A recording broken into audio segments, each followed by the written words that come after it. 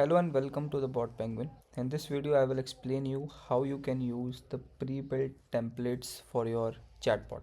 So let's get started. Simply choose the bot in which you want to configure the pre-built templates. So let's say I have this bot 10 and I want to use the pre-built templates on this particular bot. I will simply scroll down here.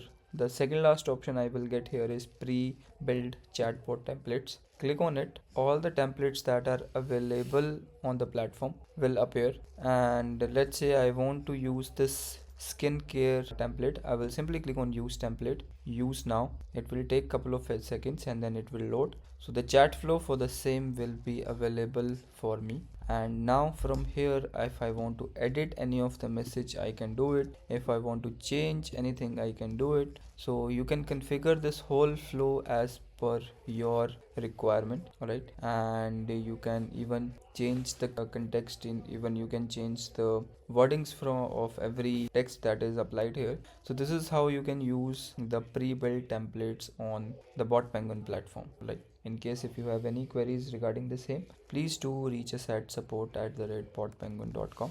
We will surely help you with your queries. Thank you so much for watching this video. Bye.